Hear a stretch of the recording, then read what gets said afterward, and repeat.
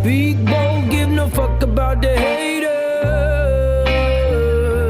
It can take freedom from a cold dead hands. We're locked in low for the last days. 'Cause living on American gangsters. Ready to die for this land. This is a little more straight than that. real gender.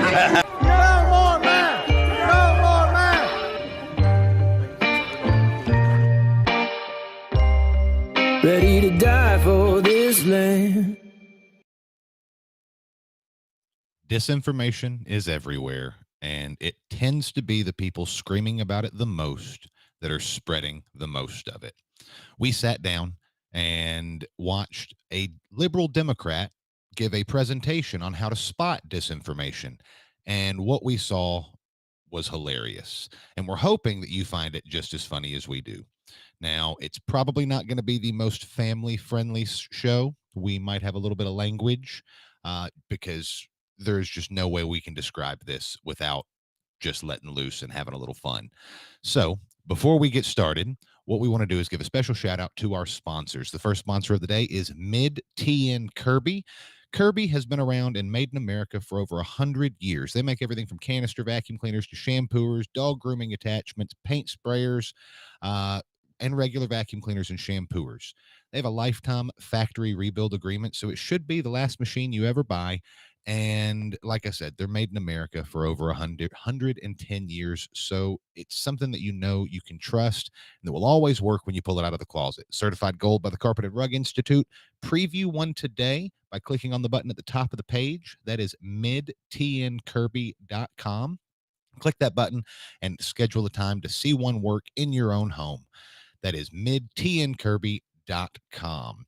When you get finished with that, head on over to A State of Creative over on Facebook. There you can get a little bit of everything, but specializing in home furnishings, leather sofas, sectionals, recliners, basically anything that you would like to spend a lot of money on and you want to spend less money on it. Go over to A State of Creative because they have the highest quality refurbished furniture that you're going to find in Middle Tennessee. They offer free delivery, and if you mention the Patriot Punkcast, you will get an additional $50 off your purchase. So that is A State of Creative over on Facebook. I'm telling you guys, some of their furniture is absolutely incredible. This is one they're in the middle of redoing right now. You can tell the one that's been refurbished and the one that hasn't. So check them out. And then make sure you head on over to patriotpunknetwork.com. There you can help us grow. We have episodes of the Patriot Punkcast. You can also report corruption because we also do investigative journalism. It's covering the things that mainstream news won't cover. You can sign up for our newsletter, read some of our news articles right here. I know that this button, we have a story about obliterated serial numbers and illegal Glock switches, something that everybody needs to read.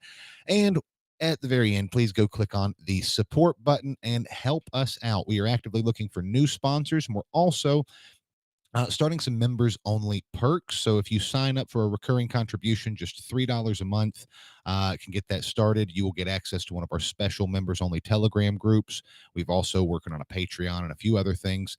But we are entirely funded by the support of freedom-loving patriots like yourself. Please head on over to patriotpunknetwork.com and give us a helping hand. Now that all the business is taken care of, I hope you're prepared to laugh. Joining me for this endeavor is my good friend and podcasting buddy, Daniel Wagner. Well, good morning, Mr. Matheson. How are you? Man, when you brought this up to me and you said this thing was going down, I was like, a disinformation presentation. That sounds interesting, I guess. And then you mentioned it was ran by Democrats, by liberals, and I'm like, oh.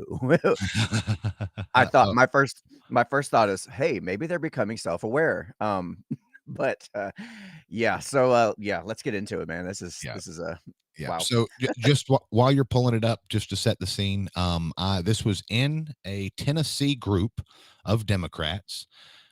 They're all butthurt over the 2024 election, and they're just trying to pull together and get resources together. And one of the women that runs a Democratic group encouraged all of the members to attend this. So what we're showing you isn't just some random podcaster.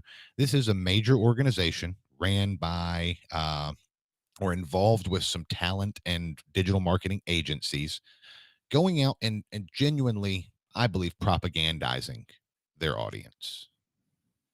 Yeah, it does have that feel. I did get the sense that they were being genuine. At least the presenter was being genuine in some respects. You can kind of see some of the self-awareness start to peek through, but then as you'll see later on, she's like, "Well, we have these competing beliefs in our heads, and like, no, you know that's not how reality works. You don't have competing beliefs. Like Yeah, one's true and the other's not, probably." yeah. I think that I don't know. Let's just go ahead and get into it. Shall we? All right. As soon as this is them starting, it's playing already. You have to skip forward just a couple of seconds, like because I'm trying to set my keyboard and stuff up here, and So let me hit the record button and we will get started.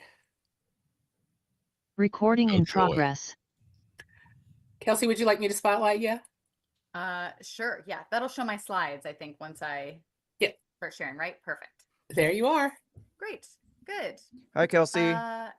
So hi, everyone. Thank you so much for being here with me on this cozy December evening. I'm in Washington, D.C. It is very cold and windy here. So it's like a good night to, I guess, snuggle up and learn about disinformation. So that's what we're going to do. I love seeing where I'm everybody excited. is from. Yeah, somebody else is in freezing DC. Solidarity for sure. Solidarity. I wonder what All side of the right. fence she's So, on. Julie, unless you have anything else, let me go ahead and introduce myself and I'll just jump into it. Go ahead. Great. So, my name is Kelsey Suter. I work at a firm called Drive Agency, and I lead our practice that focuses on social listening, which is like understanding the internet, for lack of a better word, and specifically figuring out sort of what people are talking about and how they are talking about in ways that might influence broader public opinion. So as part of that, we obviously spend a huge amount of time thinking about extremism and hate online and disinformation online, as well as other sort of like false and harmful content, sort of a broad category of like bad stuff online. So Ooh, I bad do a stuff. lot All right. of sort of trainings with groups. I have a team that writes reports on sort of trends of what we're seeing online. And we have been very focused on, you know, the far right internet, particularly through this campaign season. So I am going to tell you all a little bit about sort of how we think about this problem online, what we've been seeing, what the trends are that we think about. And I have like a little bit of a reflection on what happened in the 2024 election from the perspective of disinformation. And I will just be sort of honest with you all that I'm still like refining my thoughts on this. I think a lot of us are still figuring out how to reflect on the past couple of months in particular, but I'll share with you my sort of first set of thoughts. No, she's still reflecting. That's good. I mean, I'm glad she's reflecting. I'm glad she's taking the time to kind of realize, hey, we actually lost. We didn't expect that. How do we process this? I'm glad she's doing that. That's actually a good step in the right direction. I am too, but there is. I mean, let's guess. What side of the aisle do you think she's on? Oh, we already knew going into this. I know, but on the left for sure.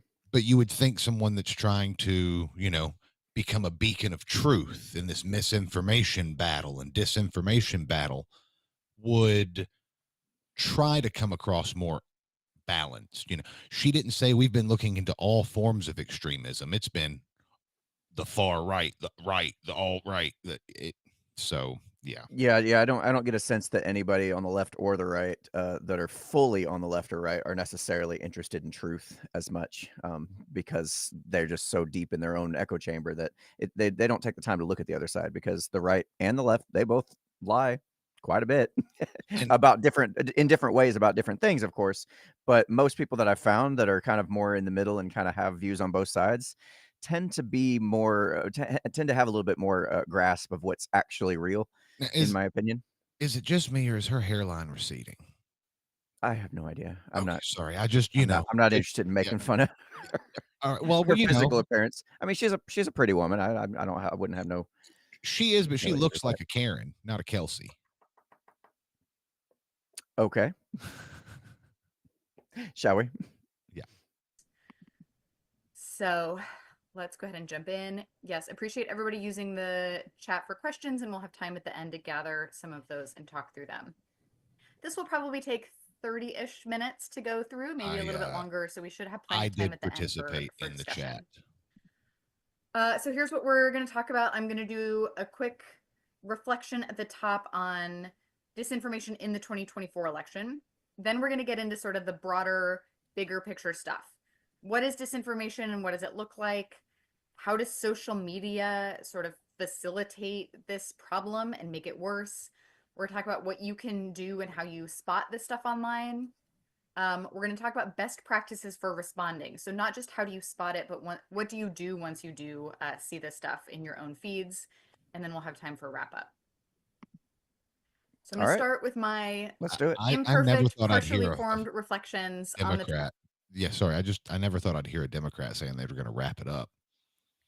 What? So, go ahead. Wow. 2024 election. And this is a lot of text on the screen, but here's what I want to start with, which is I'm just owning that I'm having a hard time sort of synthesizing this point. But as somebody who really focuses on disinformation, I really appreciate how many people are really aware of the harm that this caused us in this election and the impact that it had on a lot of voters' views.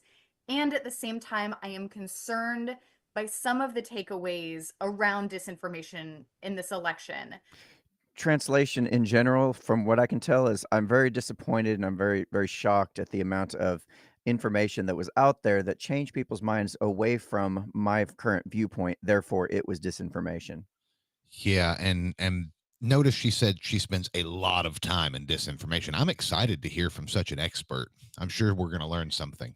Right. If you spend all your time or a lot of your time focusing on disinformation, you should be very attuned to what disinformation is and how to spot it, I would think. And I don't mean to go off subject, but when you watch like Tim Pool, one of the criticisms I hear people of Tim Pool is that he is like ultra particular and he wants to be very specific because he's worried about being sued and things like that.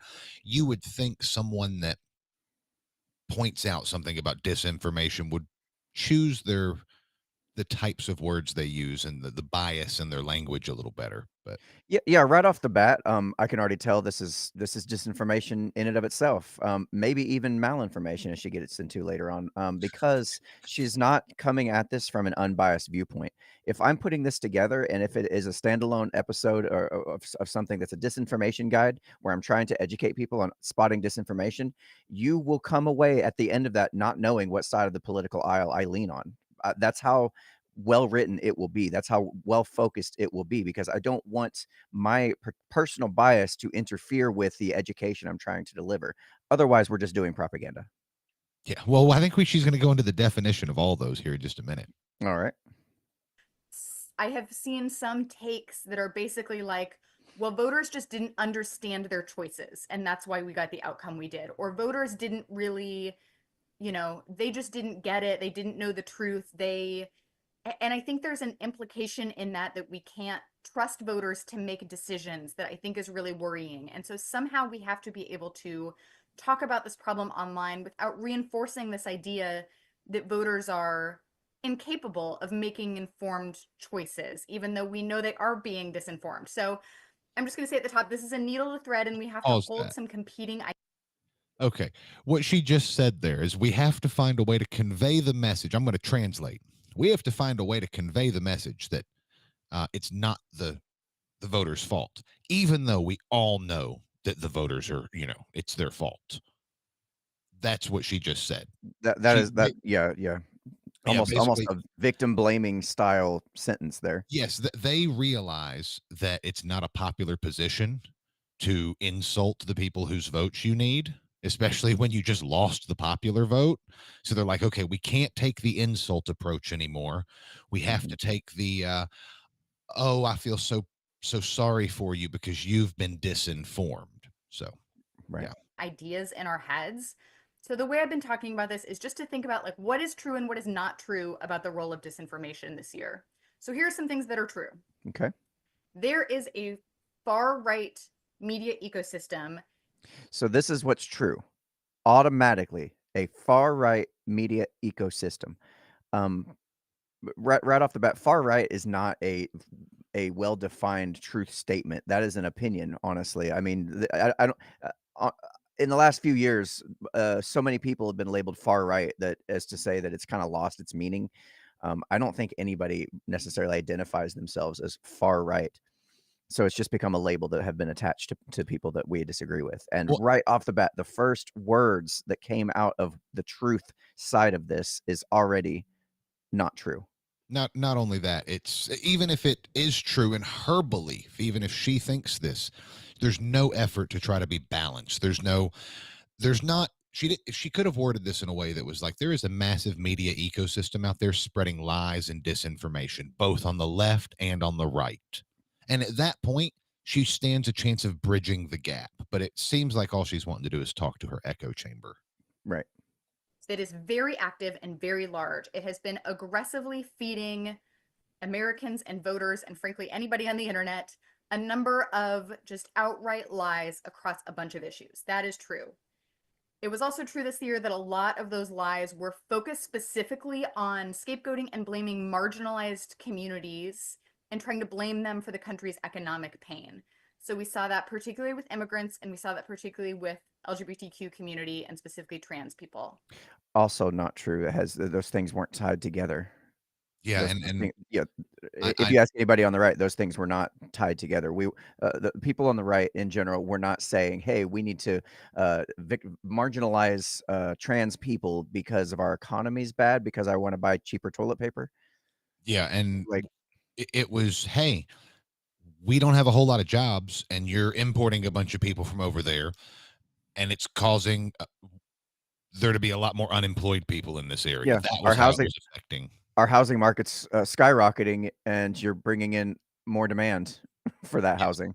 Yes, The limited demand, or the limited housing we do have. but what are you doing using logic and facts? I'm sorry.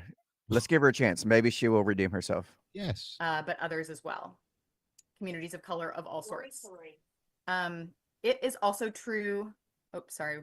Somebody jumping in. We're good. When she did It that, is also when, true when that she said, "Is somebody jumping in?" I thought I'd touched something wrong because I was moving the box around, and I was like, "Oh, did I unmute my microphone? Oh shoot, Robbie Matterson's about to get caught." This disinformation ecosystem is not just about lying to people or giving them bad information or bad news.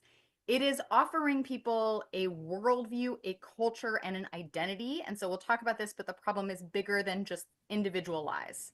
So all of that is true. At the same time, there are some things that are not true. It is not true that we can solely attribute the outcome of this election to like fakery or foreign interference or AI or manipulation online. It is also not true that any one individual lie is the reason for the outcome. It's definitely not true that voters have been so misinformed that they can no longer be trusted with choices in a democracy. And it's also not true that we can no longer trust our election systems or our government at all. Okay, I agree with her on the first 3 points, not so much on the last point, about not being able to trust our systems of government, our voting systems. I think there has been great effort to make sure that we don't trust our voting system, because if I was to try to make sure that people trusted the voting system, I would be more than happy to say, sure, we'll go back and count it. We'll go ahead and have all the legal proceedings. We'll go ahead and do what needs to be done to give you guys peace of mind that our voting system is in fact very secure. You ain't got nothing to worry about. But as a result of what's been going on over the last few years, there's not been that peace of mind, that reassurance that everything's okay. So I'm not going to jump all on board with agreeing with the first three. It's nuanced because she's obviously, once again, not being unbiased. She's sitting there saying things like, it's not any one particular lie that is to blame, but that is allowing people to, that is implying that it's the collaboration of all the different lies that are to blame. Right. And something that else is very telling is this is the second time in almost as many minutes that she has had to make sure that people understand, hey, it's no longer appropriate to question if, the voter is too dumb to vote. Like, she's which tells me that somewhere on the left that there is a massive push of these, we need college degrees to vote or something. I've seen that argument a few times, and I bet that's where that. Yeah, I totally get the implications behind what she's saying, and I know where she's coming from. But just based on what the slide says, the individual statements, those would be fact statements. I agree with the fact behind the actual statements that are on there. Anyway, at all.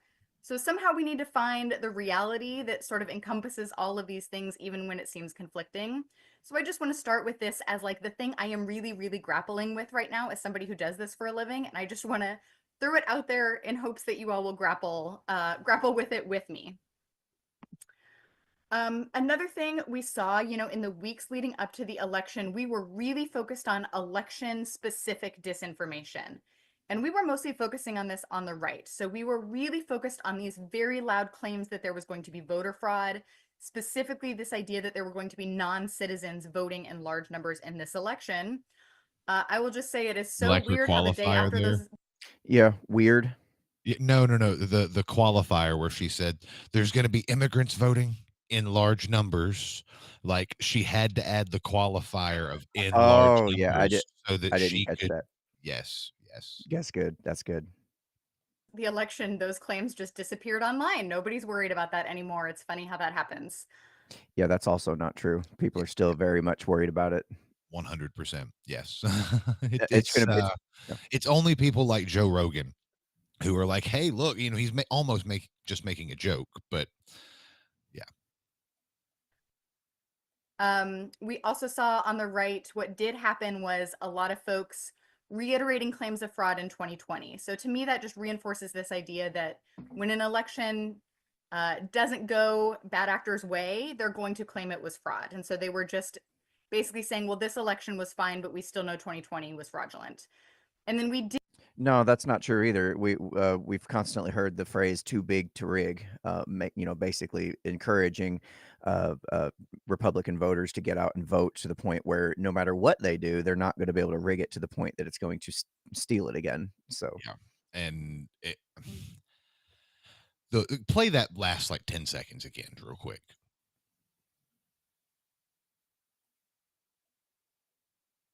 An election doesn't go bad actors' way, they're going to Okay. claim it was fraud. And so they were just. When an election doesn't go bad actors' way. So what she has then done, she has found a way to minimize and completely discredit anyone who has any concerns about election security. She does not care to listen to your concerns, and it's obvious because she's of the qualifiers that she's throwing in there and the way she's describing. Well, bad actors are the only ones that question elections, and Right. it's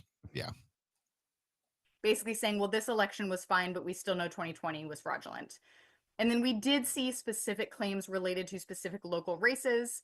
So some of you might have seen some of this popping up in really tight, close Senate or House races in your states. We were still seeing that. We were also seeing this on the left, and I'm guessing that a lot of you here heard a lot of this. We saw This is interesting. This is the first time I've seen in this presentation so far that she's tried to at least try to add some balance yeah. to what she's saying. And that's when I saw this, I was like, hey, because I wasn't paying a whole lot of attention. I knew we would be going back, so I was just kind of half-ass watching it when we started, when I was recording this. And when she mentioned the left, I'm like, ooh, maybe she's going to say something. What do you guys think in the comments? Tell us in the comments if you think she's going to shift it back to become a little more balanced. Maybe she's taking the sandwich method.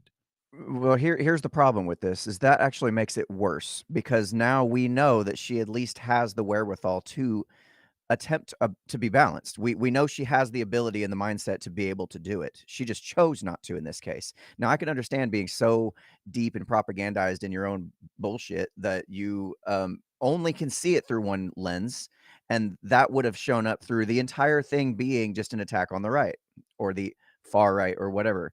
But the fact that she put this in there is almost like your abusive mother that's constantly yelling at you suddenly turning really nice when somebody calls her on the phone. Oh, hey, how are you doing?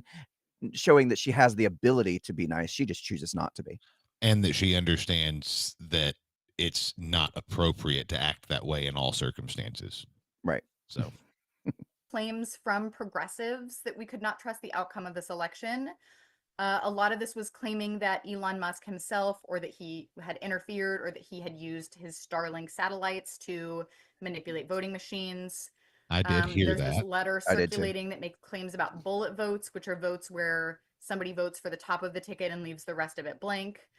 And there was just generally suspicion based on initial counts right after election day that there were, 15 to 20 million fewer Democratic voters than there had been in 2020.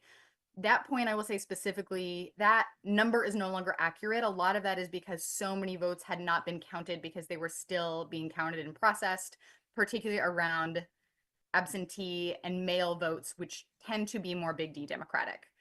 So Now, all of those. that's something that I saw. I did see a lot of people on the right share that. Not, I don't know why she necessarily threw that in the left. Maybe there was a different conspiracy on the same graph for the left. But I have a question. Why does it take 2 or 3 or 4 weeks to count all the freaking ballots?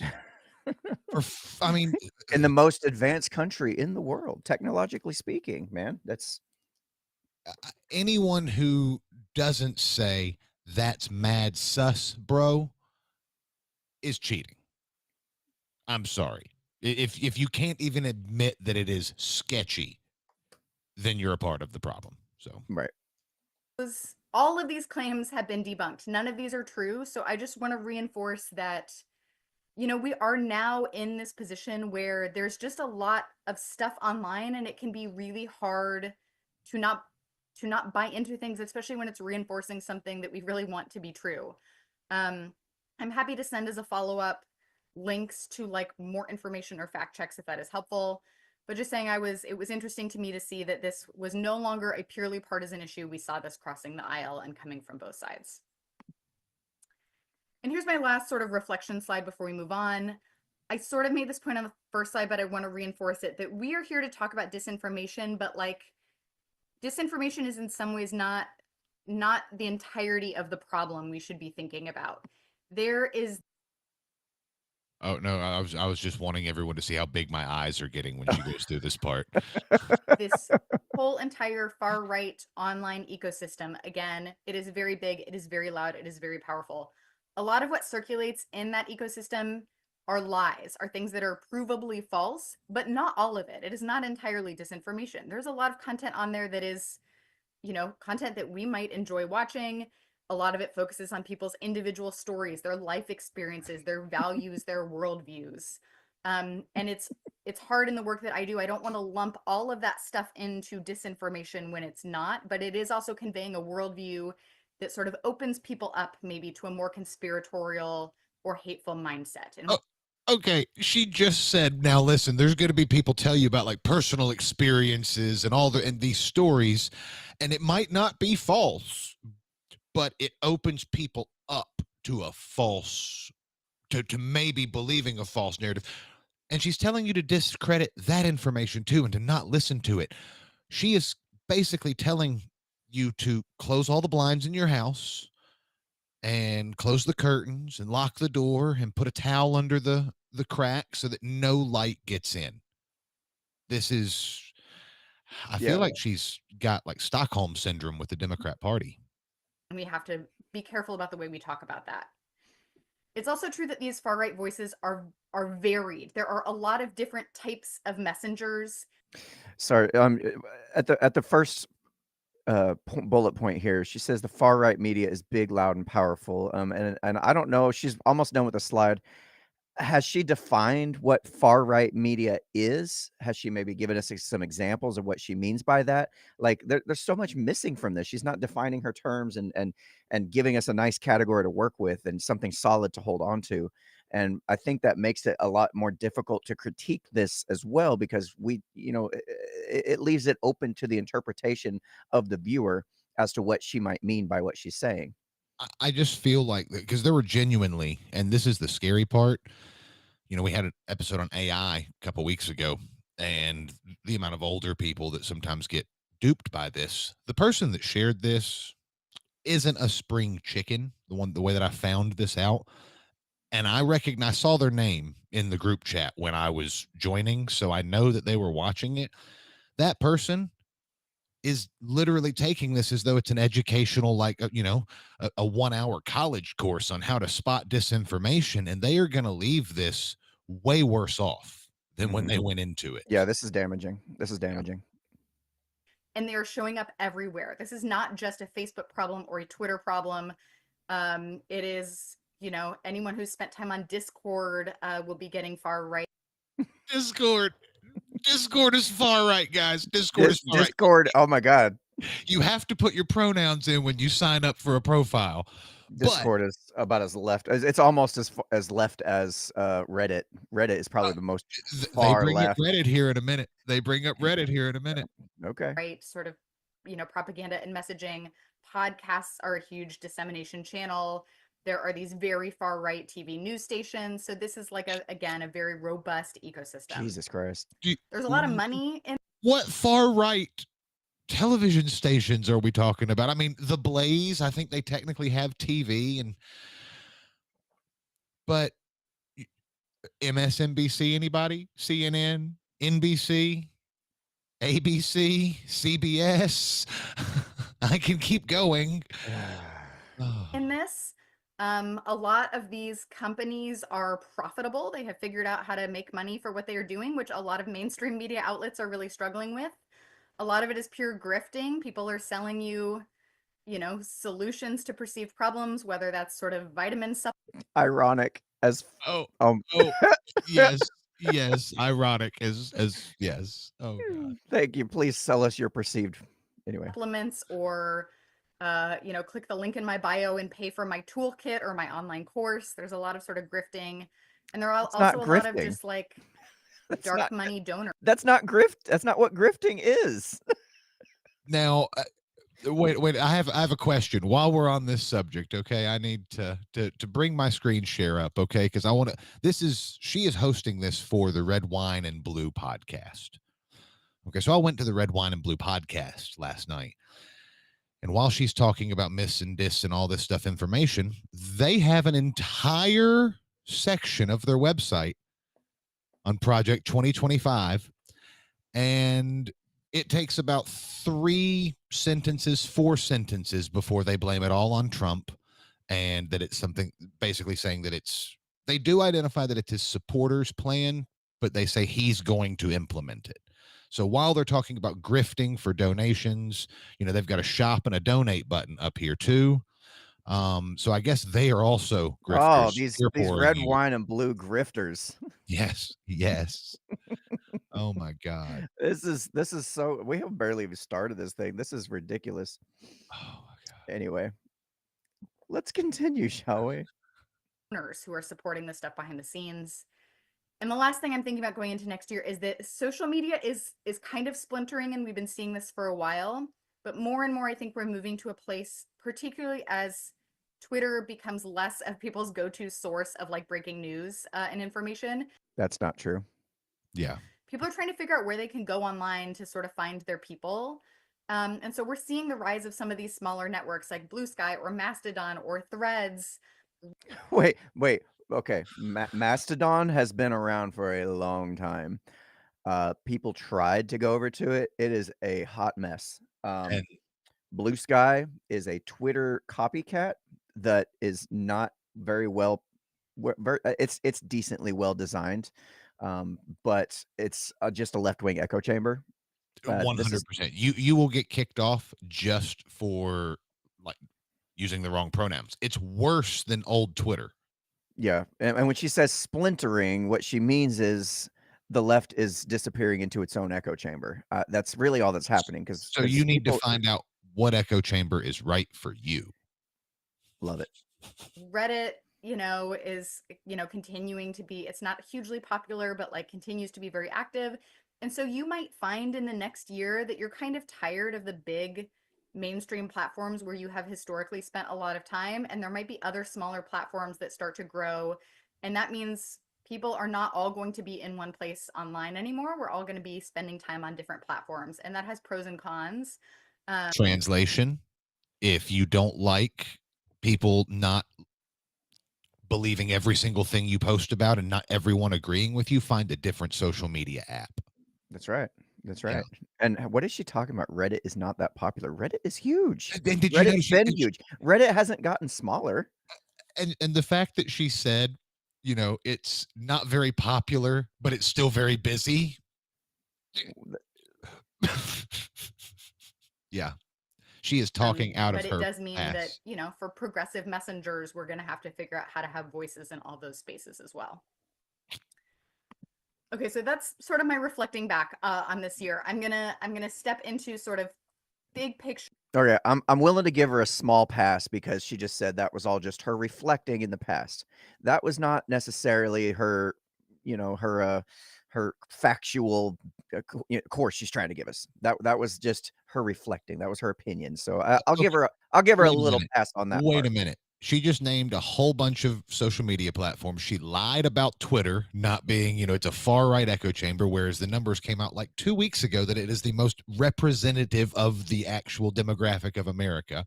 And what I should note, Mr. Berman, is this new overall makeup matches the overall electorate far better. Yeah.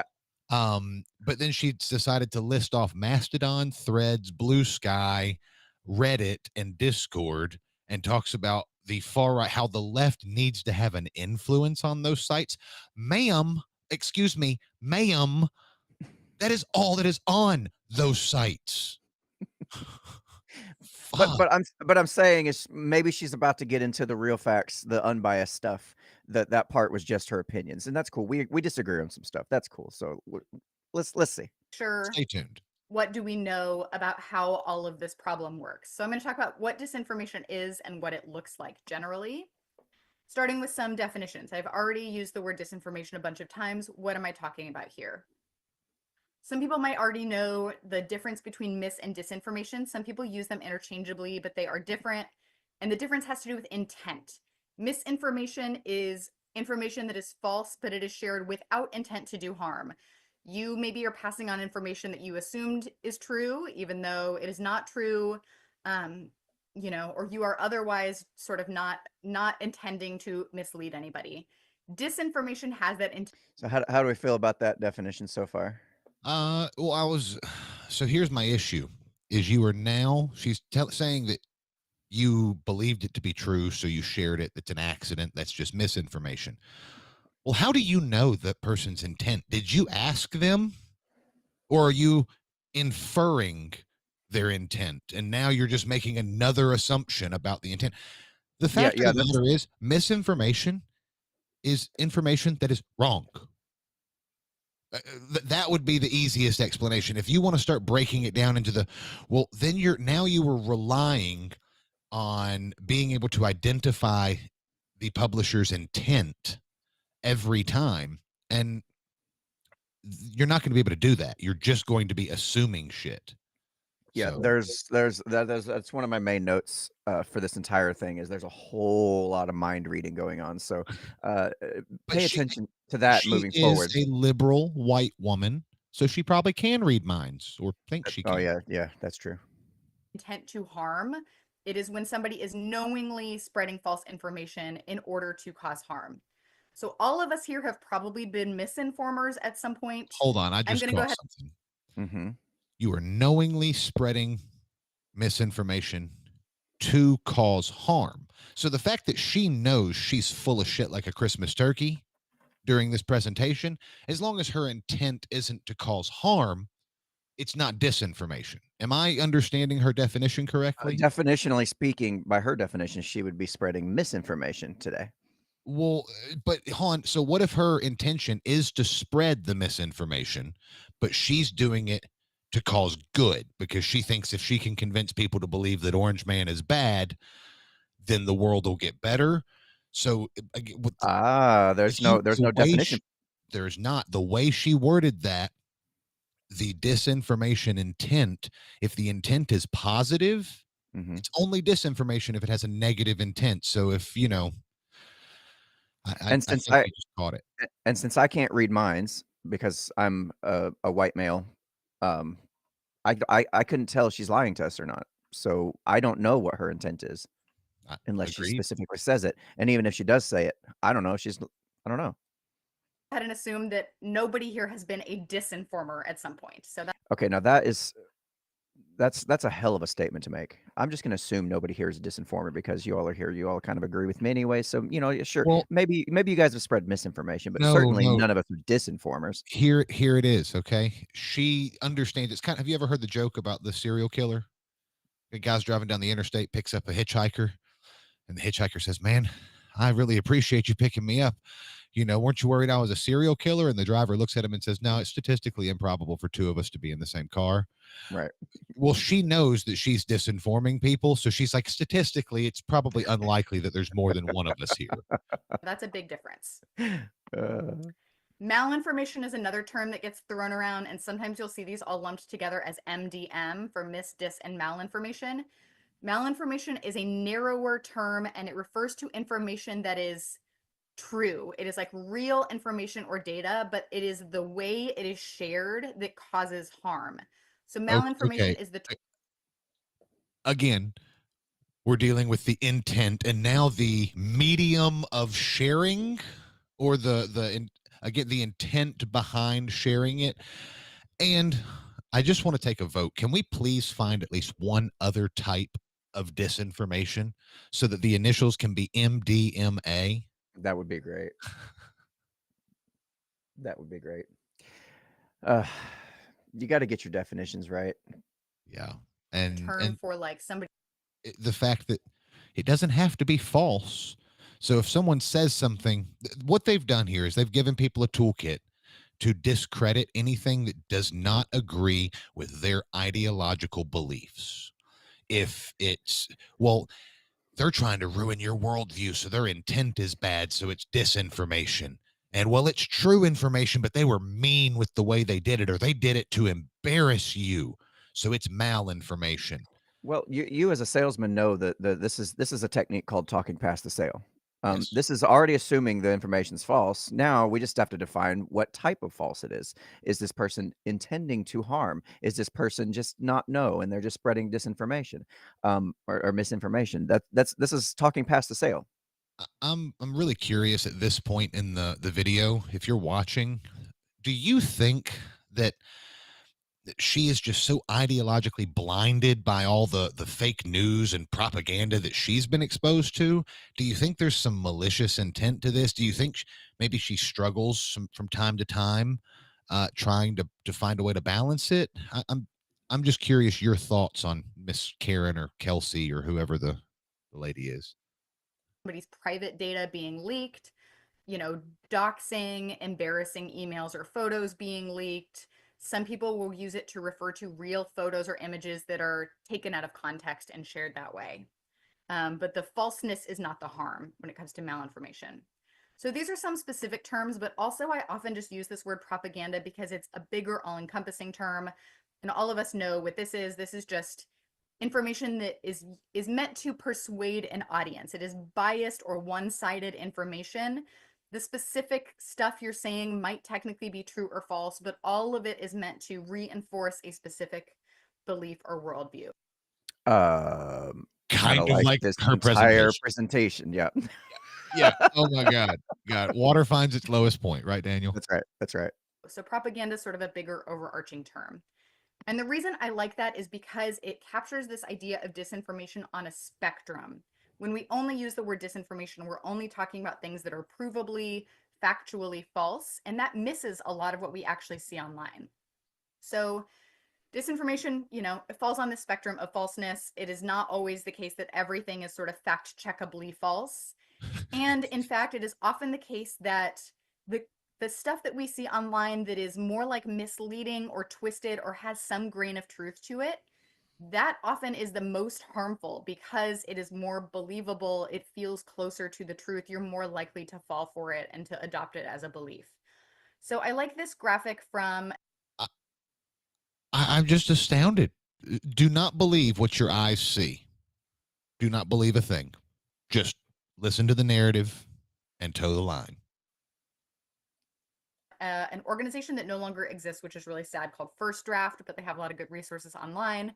And so it shows you this kind of spectrum of falseness ranging from satire or parody to like false connections to misleading content. false, imposter, manipulated, and fabricated would be like 100% made up and false. But it's just important for us to remember that not everything that we could consider sort of false or misleading is going to be like a fact checkable lie. I'm not going to spend a ton of time talking about specific tactics, but I will just note there are a lot of them. You can find sort of Okay, dude. Oh, we can't.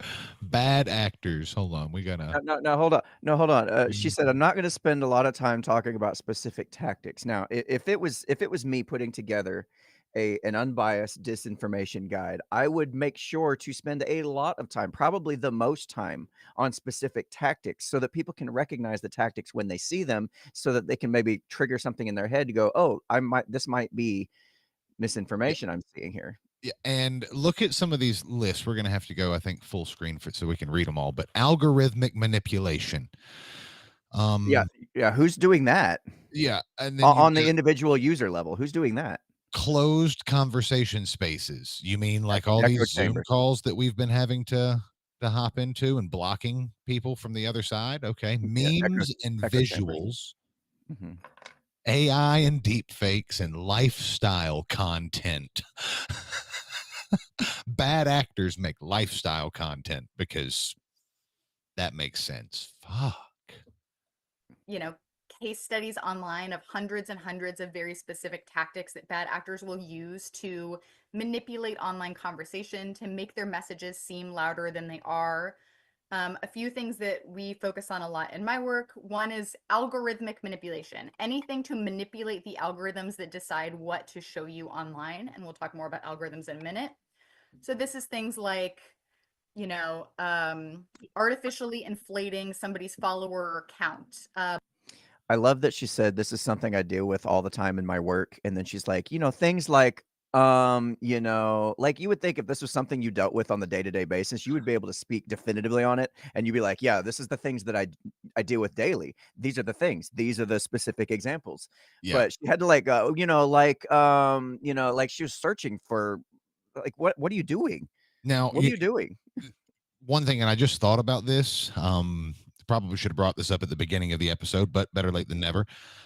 When I was checking out Red, Wine, and Blue and the other podcast that these people are like part of, I noticed that one of our local groups follows them. Williamson Strong, which if you're in Williamson County, you'll know that was the more left leaning, let's say, of the groups during COVID.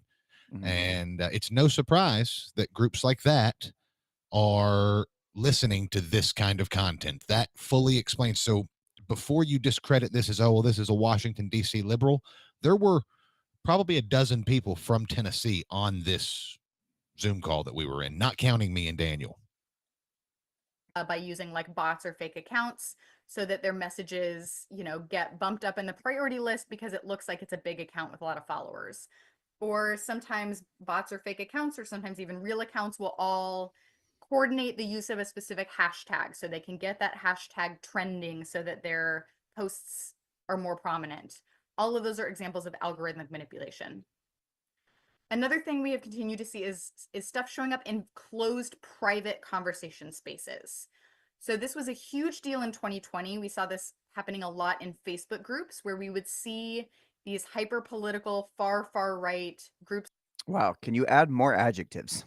No, I don't think political, far-right activist group. Like, bro, adjectives are not an argument. They're not fact. These aren't fact. These are opinions. Yeah. Online, for example, Stop the Steal groups that popped up to like oppose election results. These Stop the Steal was never about stopping election results. It was about making sure those results were legit and accurate. Yes. All we wanted was an audit. And for everyone who says that election fraud doesn't happen, we covered an episode just a couple of weeks ago. Cross Plains, Tennessee had 42 people, I think the number was, in really small town, from outside the city vote, and 15 people from inside the city weren't allowed to vote, all because, according to the election coordinator or one of the people in charge, one volunteer or one poll worker had done the wrong thing. Mhm. And of course, none of the people who were disenfranchised could challenge this. Only the losing candidate, and they would have had to have sued 3 other members of their community. And but even though they only lost by like 9 votes, they weren't sure. I mean, the 60 plus votes, almost 60 votes, would have made a difference, but they weren't sure how they'd have made a difference. They didn't care. They still certified the election. Well, there was enough fraud, but no one stopped it. That is the issue that we had going all the way back to 2020 and before. Groups were often private and they were hyper localized. They would be specific to a state or a city or a county. And what that does is it creates a sense of trust. It creates this sense of community. You've got like an in-group dynamic. It makes it so that you're more likely to trust the information you see there because it feels like it's coming from people who are in your community. You know that you have something in common with them. They feel local to you, even if you don't know the specific person in the account. So this stuff also happens in private spaces that are a lot harder to monitor. They're less likely to be sort of removed or flagged by platforms. So we pay a lot of attention to content in those spaces. Third, a lot of the stuff spreads through like memes and visuals. So it's not a written lie, but it might be, you know, someone's features distorted to make them seem angry, or, you know, people in leadership who are Black, their skin will be darkened to make them look even Listen, black. Kelsey, I understand this is hard, okay? But it's not that hard. It's not a dick. You don't have to take it so hard. For crying out loud, it's a joke. That's what things are. When people make a meme and exaggerate features, it's called a joke. Have you not seen all the orange colored pictures of Donald Trump in the New York Times and Washington Post? Jesus. They never do it on the left. They never do that at all. They never make Donald Trump way more overexposed and orange than he normally is. They didn't take George Zimmerman and make him look whiter than he is to spread disinformation and make it seem like he was a white guy. They didn't change the color of Joe Rogan when he was taking ivermectin during the COVID thing and make him look more sickly in his photo. No, they don't do that it's only a right-wing tactic to spread disinformation. Yep. Blacker because that triggers a lot of stereotypes. You know, people just their images being manipulated online, or like memes just meant to sort of mock them. And again, this stuff is not always labeled as disinformation that is the purpose of a meme, to mock somebody. I'm Duh. glad you figured that part out. Duh. There's not a lie inherent in that, but it is harmful and it is reinforcing bias and stereotypes. Harmful according to who? It hurt my feelings. Oh, now we're getting to the crux of it. Yep. Do you know how stressful AI it is for obviously has been Michelle Obama being called Big Mike? a huge topic of conversation. Deepfakes have been a Huge topic deal. of conversation. There's sort of a debate about whether AI really was influential online. I will say, like, I don't think it became like quite the source of disinformation that we worried that it would be, but I think we're going to continue to grapple with this problem of how do we tell if something online is AI generated or not. And the sad reality is we don't have a surefire way to do that right now. And that's going to continue to make it harder and harder to tell what's real and what's not online. If you are interested in a real answer to that question and not some bullshit lip service like she just gave you, go watch episode 57 of the Patriot Punkcast, where Daniel and I go through what the future of AI in politics looks like and give you some real tips on what to do so that you have a good solid foundation for when that shit really hits the fan. Did see some individual examples of like deep fakes or AI manipulated content, you know, circulating widely this year. And then the last thing, I alluded to this earlier, but a lot of this stuff, again, is not like outright lies. It is coming across through lifestyle content. So this is where we get like our trad wives. There's a whole group of, you know, anti-woman misogynist accounts online that are loosely referred to as the manosphere.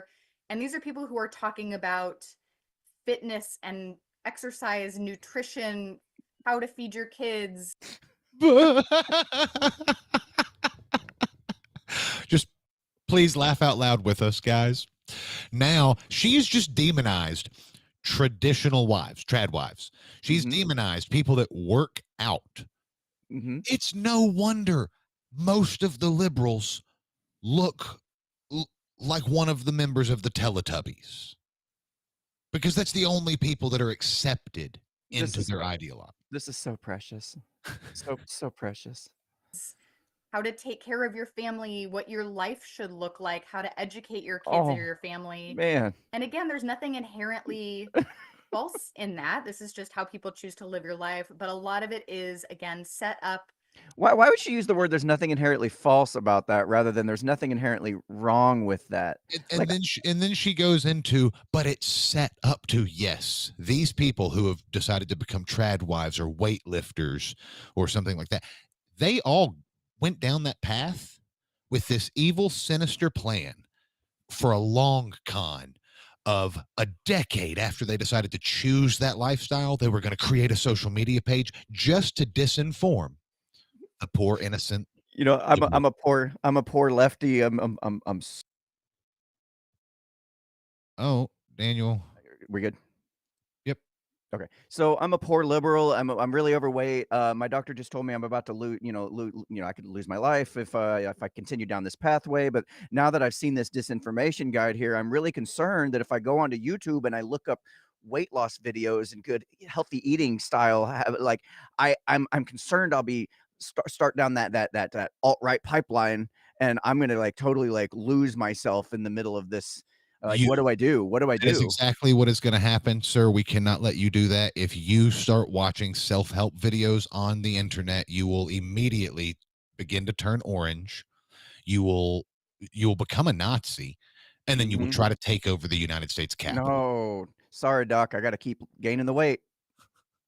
To open people up to this idea that they should be distrustful of certain kinds of people or certain types of institutions or the government generally. And so it can open people up to these more sort of conspiratorial or harmful worldviews. So we pay attention to that as well. Harmful world. I also want to note up top that God. disinformation hurts us all. It does not hurt us all equally. Some communities face this kind of double whammy of disinformation. A So when double we talk about the whammy. harm that comes from disinformation, we often talk about disinformation to communities and disinformation about communities. So when we talk about disinformation to communities, we are talking about the harm that comes from you being the intended recipient of disinformation. So what happens when you adopt this stuff and believe it? And pretty much every possible type of person is in some way the intended audience and the target for disinformation. And that includes communities of color, that includes LGBTQ communities, that includes women, every type of person you are in some way subject to like something meant to persuade White you. Christian males. For The specific reason that they have to put everyone into a box is because it all comes down to marketing and who they can appeal to with their narrative. And they have to put you into a box to know what marketing criteria. It's just like Google has the target audience. The Politically speaking, the left and the right both do it, but the left is far worse at playing off the identity politics. It's just it's typically sickening. marginalized groups like communities of color and the LGBTQ community, they are also facing disinformation about them that is not meant for them. They are not the target audience. It's typically, frankly, white, straight, cis, often male, often conservative audiences who are the intended recipients of that content. But it is really meant to Would you say that these straight white males are also the target of this disinformation presentation? Maybe. Probably not. Most of the people that were on this were raging leftists. No, they're targeting us with Oh. this. Like Oh, they're like yes. we're the enemy. We're the Yes. enemy here. Yes. sort of demonize these communities, make people distrustful of them. And that leads to all kinds of real world impacts and harm for those communities. It leads to voter suppression content and hate speech and violence and all kinds of other bias and stereotypes. And so, for these communities, we think about the harm that is being done to them in these two very separate but related ways. There's the harm that comes from being subject to this stuff yourself, and also the harm that comes from, being subject to the impact of everybody else believing something false or harmful about you. She's got all the vocabulary terms. Okay, no. that's sort of my overview. Now we're going to talk about social media platforms in general and how they sort of facilitate some of these harms. Oh, And before we get into this chart, we don't need to listen to this because she is basically for the next few minutes going to talk about how. I mean, I'm sure you'll be able to watch it on their YouTube or something like that. But basically, how social media apps, how their algorithms work, what kind of content they prioritize. It's interesting to an extent, but it's not really Yeah. necessarily relevant. Yeah.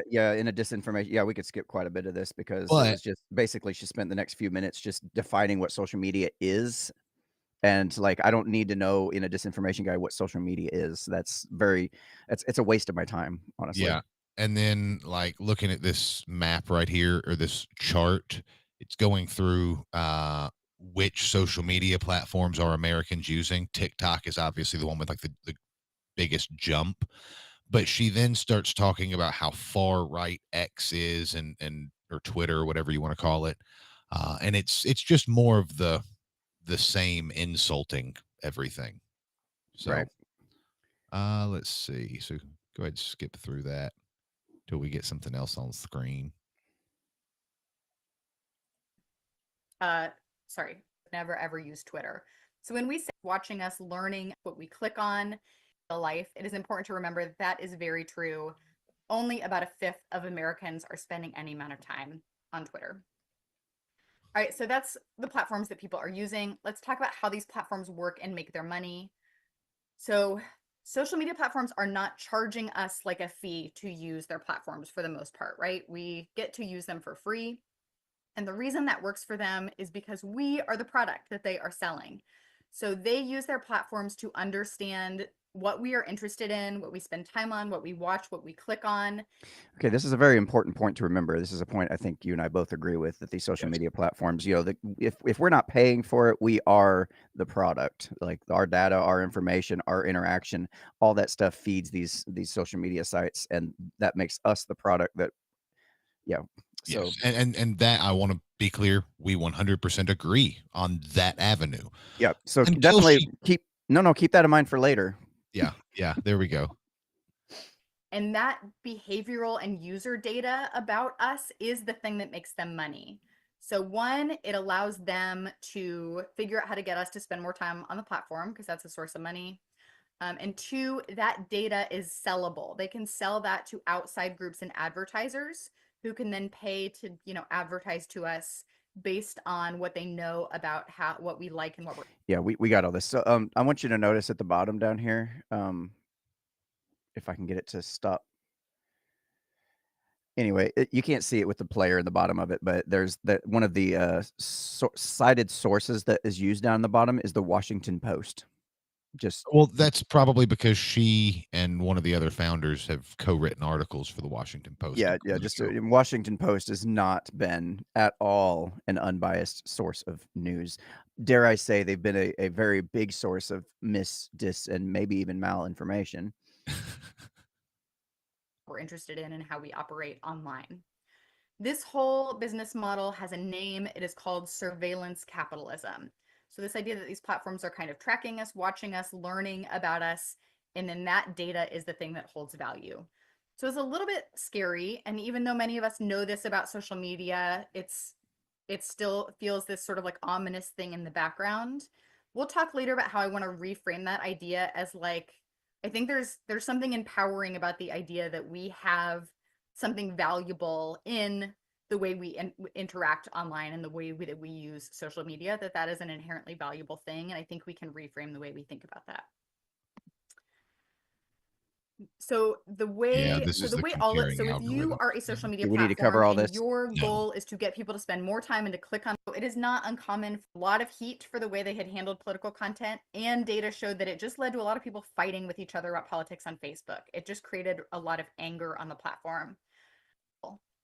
Media and all of these things, they're really bad at enforcing their own rules. They're very slow to take I don't action. have any notes in this portion of it. A lot of times they will apply a label instead of I removing just want to get to the part about the blue check marks. They are not being very transparent about why they will take action against one Yeah. thing but not another, even when they're similar. So Probably do this very There we go. naturally and can think of a few examples of things you've seen. All right, how to spot But the disinformation. first sort of rule of thumb, and it's much easier said than done, is anytime you have an emotional response, that should be assigned to yourself to pause. So much of this content is meant to generate anger specifically, but also fear, despair, disengagement, disgust. And so anytime you find yourself Speaking getting of fear and despair, let me Yeah. remind you that you can learn about Project 2025 from redwineandblue.com. Yeah. No, that actually, all jokes aside, that's actually one of the first things that she really said that was like, yeah, I 100% agree that most of the information that's put out there, most of the stuff is put out there is for emotional engagement. They want people to fear because So fear sells. We know this. This is just as inherently true and has been for decades. If it bleeds, it leads, for example. as someone who's been in sales, I can go ahead and promise you, and there will be people out there who disagree with this, but I promise you, every single decision that you make is an emotional decision. Now, you might justify it. Mhm. You might think, I'm hungry. Well, I want spaghetti. And then you justify, well, I haven't had spaghetti in a long time. It makes good. It's healthy. It's good for me. Yada, yada, yada. It's better than me going to McDonald's. Those are all justifications. It's the emotion of you wanting spaghetti and of you being hungry. So I agree 100%. If you feel yourself getting emotional, take a step back, because a lot of the time, and I do it, everybody does it, we get emotional. Yeah. But that's the reason that the content makes you emotional, is because that's how you decide to make every purchase. If you want to follow them, you need to get emotional. If you watch a channel or you watch a show or a podcast and you feel nothing, you're just like this gray NPC, then you're not going to follow that page. You're not going to interact with that page. It's boring. So whereas I agree, take a step back, I think her blaming thing, that's like, water is wet and it's bad, and water should not be wet. That's what I feel. really worked up about something you see online, it's just worth taking a minute to gut check yourself. And that's also a sign that, like, I should really make sure that I'm reacting to something truthful here. And for what it's worth, there's plenty of truthful stuff online that you can get angry about. So not everything that makes you angry is going to be disinformation, but it is just worth having that quick pause to yourself that you need to say, okay, was this designed to make me angry in a way that is deceptive? When you now have to do this work of evaluating some piece of content, this is really hard to even get yourself to a place where you know to do this. And because a lot of us At are scrolling first, through social media, kind I of, thought that this might have been a cry for help. Mm-hmm. Like she's trying to send a message, help me escape. They're keeping me prisoner. But Yeah, I was really disappointed when in playback. I'm making it bigger on the screen, so maybe it can be a little bit easier to read. But I think you can probably find this chart somewhere else. But she didn't take time going through and breaking this down, because I thought it might have been very useful. There's a reason you put it up on screen, and it has a lot of, I don't know, that she didn't break it down like I was kind of hoping she would. we're doing other things. You don't always have your critical thinking brain turned on, but sometimes you do see something and you're like, I need to look into this.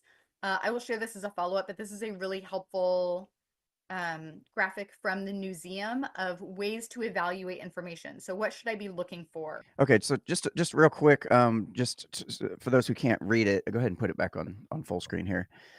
So evidence. Do the facts hold up? Look for information you can verify. Names, numbers, places, documents. Okay, that's good. Source. Who made this and can I trust them? Okay, I like that. Trace who has touched the story. Authors, publishers, funders, aggregators. This is good. Context. What's the big picture? Consider this if this is a whole story, or weigh other forces surrounding it. A is for audience. Who is the intended audience? That's good. Purpose. Why was this made? Okay, I like that. It's a little mind ready, but it does help to kind of get an understanding. What the purpose for a particular publication would be, or a particular article or meme. And last, execution. How is this misinformation presented? So consider how the way it's made affects the impact, style, grammar, tone, image choices, placement, and layout. Interestingly enough, though, she's gone through all this information, this disinformation guide. I would feel like this would be yet another thing that she should spend a lot of time on, but yet she just kind of skips over it. yeah, Yeah, it's funny how I think what she's doing is she understands these people are not dumb. She's not stupid. Yeah, these people are not stupid. They're not dumb. She's got she's got a master's of science from University of London or something like that. So she's Mhm. not dumb. And I think that means even people who are grifters, they struggle to read these things knowing that half of her presentation would qualify. What is the, who is the source? Can you trust them? Well, probably not, because they're full of bollocks. Who is the audience? In this case, a bunch of intended left-wing people already living in an echo chamber. And I think that the reason she doesn't spend a lot of time on it is because she would feel embarrassed by calling Yeah. herself out. So the evidence behind it, is it factually accurate? Who's the source? What's the context? Is this clearly like tying into some, event or trend or political goal? Who is this meant for? Why? What is it trying to do? And is it being presented in a way that is misleading? So these are all ways that bias can show up. And then again, I will share this as a follow-up, but these are resources that I use every day in my work. I use fact-checking sites. Okay, so this is a cardinal crime of putting together a disinformation guide of any sort. You do not tell people what to do. You just give them the information of what it is, how to look for it, maybe some ideas, but you do not give them specific places to go. Again, that's showing your bias. It's showing it's just revealing what your bias is, and it's not letting them do the work. It's like saying, okay, well, I'm going to do the work for you. I'm going to coddle you and hold your hand. Here is the places you can go. Yeah. I know for a fact that a few of these are not great fact checking sources. PolitiFact. Well, I think that was Politico is what she wrote for. Factcheck.org, AP Fact Check, Reuters, Media Bias Fact Check, NewsGuard, All Sides, Ground News. Now, I know that is basically, here's the approved, the thought police have determined that these people are approved sources of information. Yeah. And yeah, you don't do that. You don't put that in a disinformation guide. No, one thing, and she trashed Twitter quite a bit on here, and there's one thing I've noticed, and that escape is the very first time I've even heard the word mentioned, is to consider the source. The reason Twitter is so popular is because you can go to the source and evaluate the source. Right. And I think it's funny she steers people away from the one site that promotes that. People always ask about Snopes. Snopes is also great. I don't have anything against Snopes other than I think it's become a little bit more politicized. Some people, for some reason, don't love Snopes, but I think it's totally great. But I really like PolitiFact. I like factcheck.org, and AP and Reuters both have good fact check sites. The thing I use even more often than fact checking sites are source checking resources. So if I see something that looks like a news article, but I have never heard of the news outlet before, I go immediately to Media Bias Fact Check, which is an admittedly kind of out of date looking website, but the information is great and accurate. No, the information just tells you what political leanings they have. It doesn't give you any idea whether it's true or not. So my guess is she goes and sees, okay, well, I see the source says this thing. Let's go see what the bias is over, which is fine. I feel like you should know the biases of the news sources you accept news from. It does. You need to hold that in the back of your mind, well, to understand where they might be coming from. But to go there, I got more of a sense she would go there, see that, oh, this is a right wing source, therefore I'm untrue. going to discredit it. Yep. I'm not going to waste my time. Yeah. And it will tell you, if you can look up a source, it will tell you the bias behind that source, both in terms of its credibility and just generally what it chooses to cover. So it's really great for that. There are a bunch of other sites who do this: NewsGuard, All Sides, Ground News. I'm sure there are many others, but I find this almost more valuable than straight up fact checking, because I want to see whether a source is credible, because that tells me in some ways even more than like what happens to the very specific claims that are. I want to see if a source is okay. She just said this is more important than fact checking, because I want to see if a source is credible. You can be biased and 100% credible. That's just because you have an opinion as long you can still be credible and speak truth. She's not, perhaps more important than fact checking is the bias. That statement in of itself, I could kind of agree with. Or it equally is important knowing the bias of a source. Like you said, it's important to understand their perspective. Yeah. But she cares more about what political affiliation they have than whether or not what they're saying is in fact true. Finding a fact checking site that you like and find a source checking site that you like and use both of them. All right, and now to wrap up, we're going to talk about what you could do when you see false and harmful content online. Oh, good. So good. This is useful. The golden rule of counter disinformation work, and it is, again, easier said than done and very tricky to implement. But the first rule is we cannot make it worse. And the number one way that so Oh, she's telling us how to prevent disinformation from spreading. Yeah, but I think it's so ironic. We can't make it worse, so watch our program on disinformation that is much worse. Well, no, it's more for me. It's more the fact that gosh, how do we word this? You're sitting there trying to tell people how to spot disinformation. At least that's what I was to understand. This whole presentation was about, was how to spot it, what it is, what it looks like, things like that. I was expecting a very fact-based, approach to this, but then she's like, well, now that you've identified it, which is just anything that I agree with or the left agrees with, here's how we can make sure we suppress all that terrible information. That's not really up to you, lady. That should be your audience's job to make that determination. Treat them like they're intelligent enough to figure out what to do with the information you just gave them. Don't spend time telling me how I should now use what you gave me. Yeah. So many of us make it worse is we amplify it more. We talked earlier about the way that these social media platforms work. Interactions are content's fuel. Anything that you like, click on, comment on, engage with in any way, you are signaling to that platform algorithm, hey, this is engaging. You should show this to more people. Which is a great idea. I agree 100%. If you like this video, be sure to click that like button below, share it with your friends, help spread our disinformation around a little bit, And if you hate our guts, if you think that we are the most evil, vile people on earth, share this with all of your friends and get their opinions to see if they also think we're evil and vile. Perfect. Leave us, insult us in the comments. Unless it's unlawful, we're not going to delete it. We love your hate comments because love is what brings us all together. This is really tricky because a lot of times when we see this stuff, our instinct is to get in the comments and talk about how it's false or talk about how it's misleading or argue about it. And that is actually counterproductive because you are just ensuring that more and more people see this content. I think it's funny that while this was going on, you were down in the comment section doing exactly that. Yeah, oh, and what the worst part is, and it's hard to tell on this view of it, but like I was asking questions, well, how have they used propaganda over the last 4 years? Because clearly something's happened. And people were like all agreeing with, they had no idea that I was like, no. Can you please give us an example? Yeah. Like the whole, you're not going to get COVID if you take the vaccine. Oh, sorry. Yeah. Particularly people who are in your circle. So as a general rule, we do not want to like, comment, or share, or engage in any way with content we don't want to spread, even if we're trying to debunk it.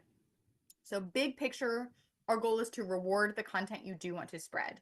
And again, this gets back to the idea that like your clicks, your views, your engagement online matters. It is valuable. It has actual monetary value to the companies who are collecting this data. And so we should treat our engagement online like currency and we should spend it wisely.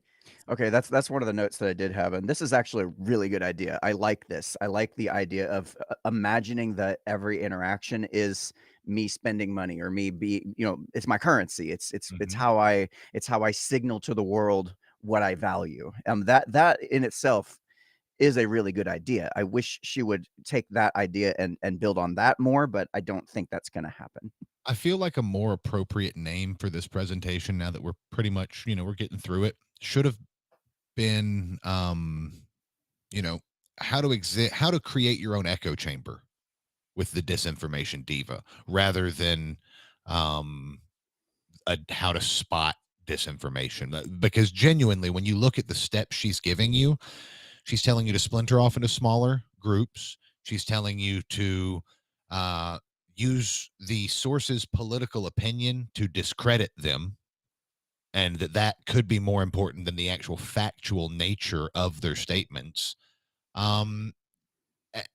The whole thing is about building an echo chamber and to ignore things that don't agree or align with your ideological views. That's funny. Later on in my notes, I have this presentation should have been called "How to Get the Extreme Far Right to See Things My Way."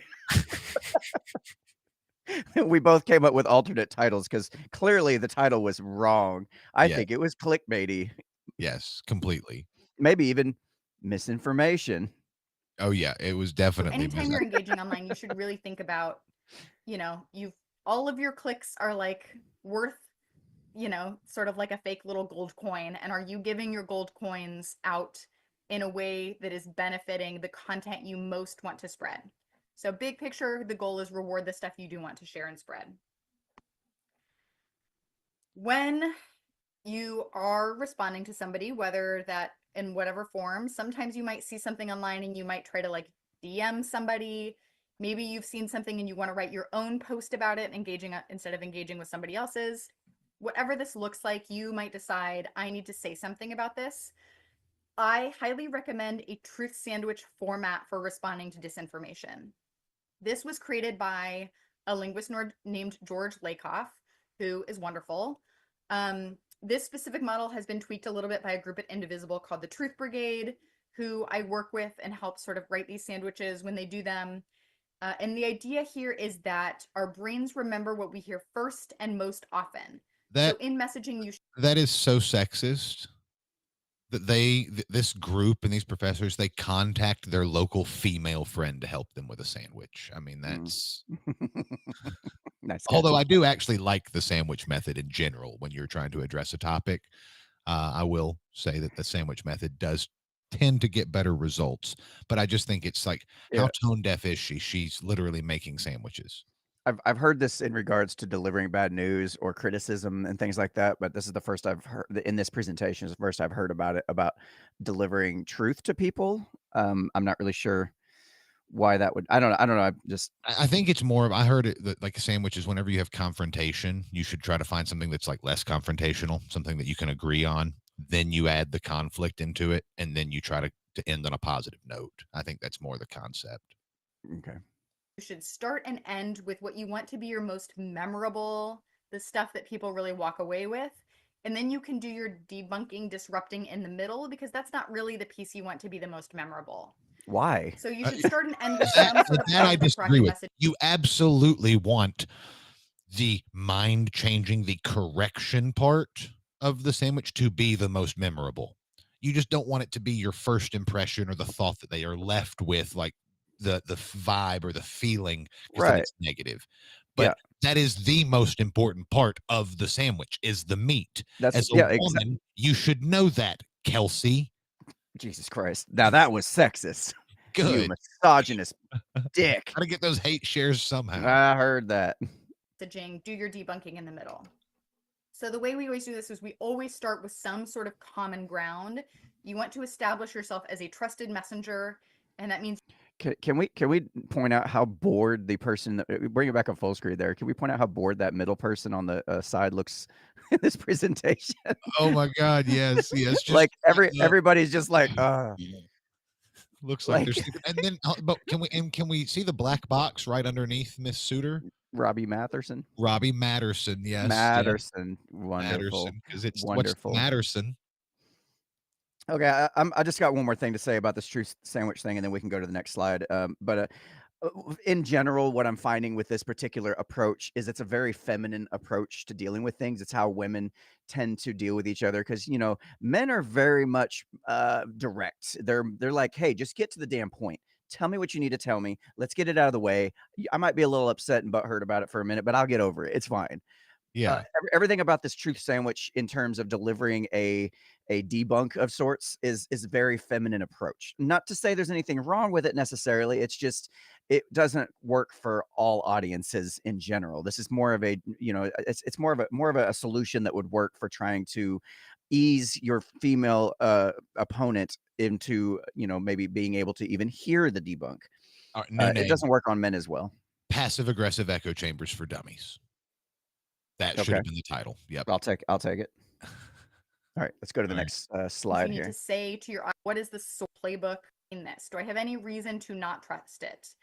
So again, big picture, trust is the ultimate form of inoculation. Of course, there's are a just vaccine reference.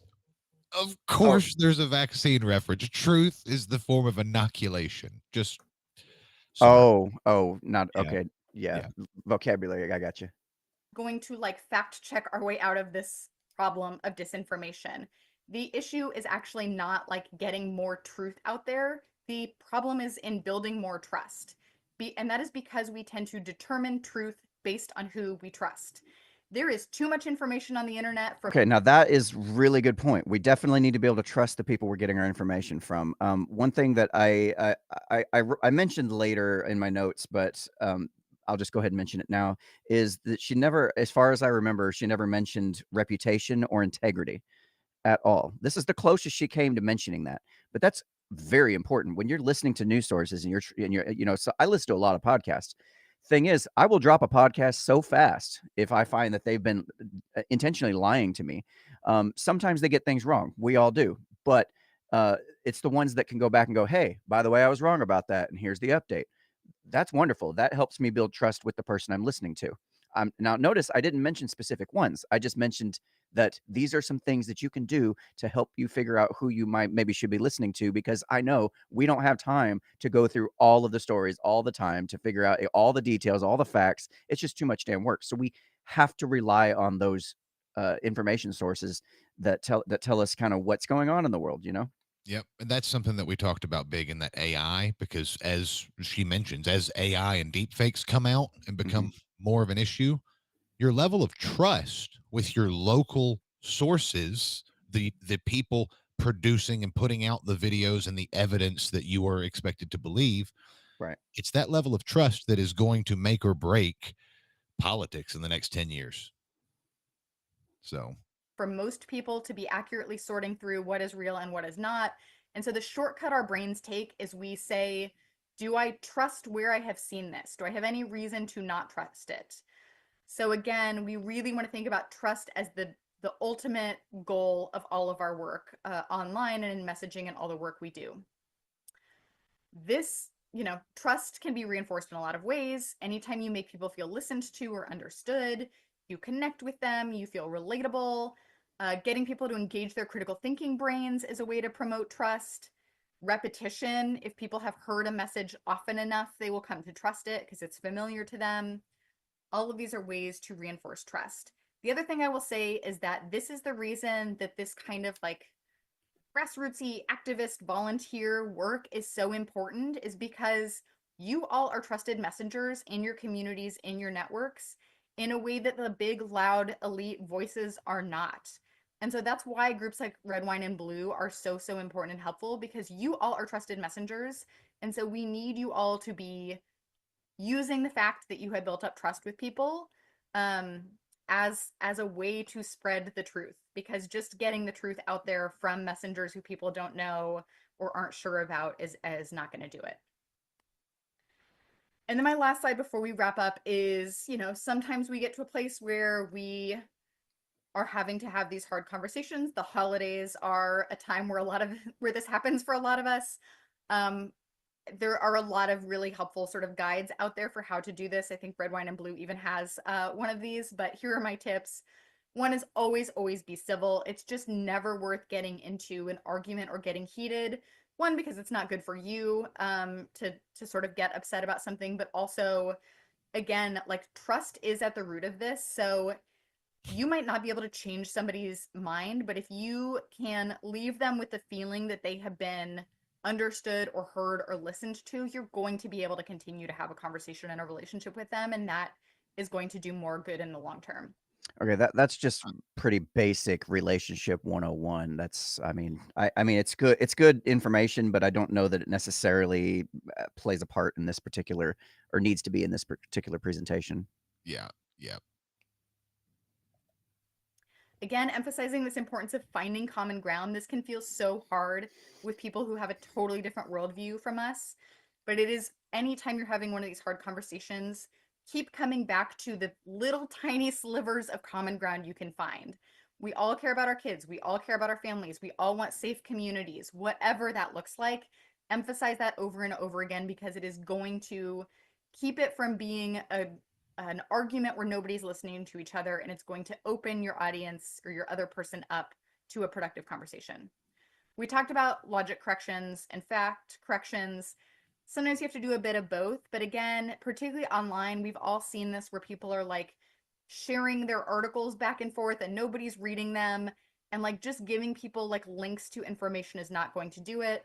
So it's really important to reinforce those fact checks with a logic correction, which is, why would somebody lie to you, and why don't we trust the person behind this? Okay, so I do always suggest that when if I send you an article that I'm trying to change your mind with, I'm not just going to send the link and just drop it there and just let it be. I'm going to take the time to explain, or maybe even pull a quote from it, or some reason why you should read this particular article. I'm going to give you some context around it, and maybe why this particular thing sways my opinion and why it should maybe yours too.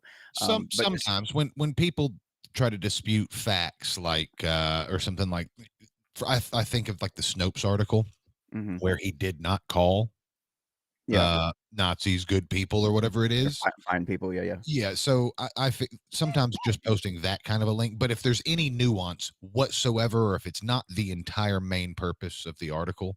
Now, I feel like what she's doing, she said that the most harmful, or perhaps the most harmful part about disinformation is when you sprinkle in a little bit of truth.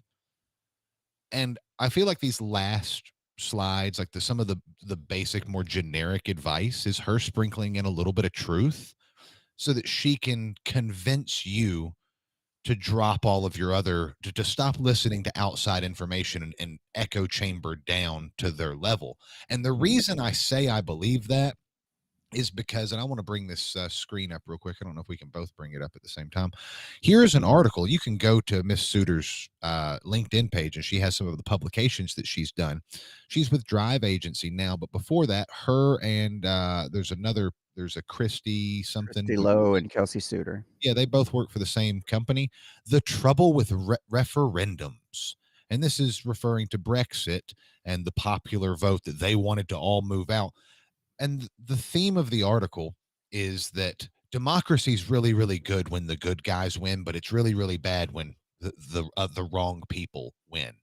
And I'm sorry, but I think that she is just completely a militant leftist. And that all of this, any appearance that you see in this of her trying to be neutral, is her passive aggressiveness trying to be sly and manipulative. Yeah, I do get that sense, but I'm not a mind reader, but we can make inferences, but I'm not going to read her mind though. Well, between that and then the Project 2025 and stuff like Right, that. right. So I know we're almost Yeah. finished here. Oh yeah. I know you're talking about things that are, you're pulling in your evidence, which is what you should do for sure. Oh, Yeah. Number 4 is a thing I talk about a lot with certain kinds of political attacks, where we talk about respond to what they mean more than what they say. And I think this matters a lot in one-on-one conversations too. Mind Part readers. of progressives' problem when you stole my thunder. I was waiting her to finish, but yes, that's very much mind reading. I have no idea when I talk to you, Chase, what you mean. All I can do is go off what you say. So if I don't know what you mean, what do I have to do? Well, so as someone that lives inside my own head a lot, I've found that when the little guy that lives in my head wants to convey what I mean, Yeah. I use words and say it. Yeah. Yeah. So so what you have to do is you have to ask me, what do I mean? It's pretty basic common common advice. You just talk to people. Tell me more. What do you mean? Show curiosity. That is so lacking in any kind of social media interactions, or any interactions for that matter in today's world. It's just you don't hear enough of that curiosity, trying to get to know the person better. All I see is, since if I have a right-wing opinion, I'm automatically I'm getting called names from the other side, and vice versa. It's never okay, well, tell me more. What do you mean by that? That would help the world go around, I think, a little bit better. You think about how many men and women get in like Hang on, train. Yeah, damn train. And of That's a course, good one. we got the jackass conductor today too that'll just drive through town and lay on the horn for way too long instead of following the rules. But it's like when a man and a woman disagree, because of the way they're communicating, like a husband and wife. They understand, they mean the same thing, and after like a 20-minute argument, they realize they mean the same thing. Now imagine that level of just miscommunications and nuance on people that don't agree. Mhm. That's why we do need to find common ground and to try to be more honest in our discussions, Miss Kelsey. All right, hit play. When it comes to countering disinformation is we take these attacks very literally. And so we think we can fact check them very literally. And what happens when we do that is we miss the feeling underneath them. So people feel like, okay, fine, you're nitpicking the very specific claim in this case, but you're missing the underlying frustration or distrust or fear or whatever it may be. And so you have to find a way to respond to that feeling more so than to the individual. Yeah, maybe if you're women communicating, sure. I got one last thing to talk about on this slide. Is basically every single point on that slide. If you put it back on full screen, please. Every single one of these, in some regard or another, assumes that that you are already correct, and that your job at this point is just to convince the other person that you're correct. None of these, like tips for having a hard discussion, should include some level of curiosity. Make sure maybe that the other person isn't the one who's correct. Maybe I'm wrong. Maybe I have it incorrect. None of this is self-critical. It's all very narcissistic viewpoints. Every one of these. Yeah, I've tend to see you tend to see a lot of that with the liberal left. They're the liberal leftist white women are the ones who look at a black person and go, "Oh, their life must have been poor and terrible because they're black." And They it's that can't figure level out of, how to get a license. yeah, it's that narcissistic "I am better than you, you aren't as good as me" impression that they either all feel it, or at least they give off that vibe. If they don't genuinely feel that way, there's a disconnect in what's being publicized. All right. I think we're pretty close Anyone to the here's end. So. individual job to fix that problem themselves for their family members. So some people are not going to be open to this, and you just have to know when you are not going to solve it, and pick your battles, and don't engage with every single person who wants to have a fight with you. One more thing coming up here, about 56. That is it from me. I think we have a little bit of time here for questions. Yep, we're just going to hit this last question, and that should wrap up my notes. And we've had quite a few. Number one, are you going to share your slides with Julie so that she can send them out? Yeah, so we'll talk about this, Julie. I usually don't share the specific slides, but I usually share a written summary. Okay. That include like links to all of my sources. So the Pew data that might have other names. Well, ballot roll off, what they talk about is very similar. Maybe the president and the Senate, and then don't do anything local, or don't do the judges, that kind of thing. Got it. So is it worth it to go on Twitter to share less partisan and factually correct messaging, or is that just a lost cause? Different people will have different opinions on this. I kind of think Twitter is a lost cause. Not enough Americans are there, and increasingly those algorithms are being manipulated to. They're prioritizing the blue check mark, the paid subscribers, and those are disproportionately far right influencers. I just don't think it's a platform for healthy discourse anymore. Maybe somebody out there is still able to have helpful conversations about politics on Twitter, but I'm kind of team Threads. I think Threads is interesting and helpful. I have not gotten deep into Blue Sky yet. Some people really like Blue Sky, but the other thing I will say on this is go where your network is. Echo chamber. Different Echo people chamber, are going to have different platforms where they. Do you want to touch on the blue check mark? Yeah, that was the main note I was trying to get to. We had mentioned earlier that basically, our interaction is our currency, for one. We also mentioned earlier that if you're not paying for the service, you are the product. And now we have a very interesting point she makes here, but where these damn right wingers, they pay for the blue check mark. No, we pay for the service. I pay for a blue check mark myself because I get better service. I like what comes with that. That payment. I get that I'm not advertised to nearly as much. I could up my payment and go to the next level and get advertised to none if I wanted to. But I Just appreciate paying for something that I think is a good product that has improved quite a bit since some new ownership has taken place. just like the spending your dollars, the little gold coins of interaction, and that you are the product. No, at this point, I am the person paying for the app now instead of Yeah. Pfizer or Moderna or Big Tech or whoever it is and using me. Now the product is actually like my money being paid to them in Yeah. exchange for how good their platform is, not Yeah, how and much and data they collect.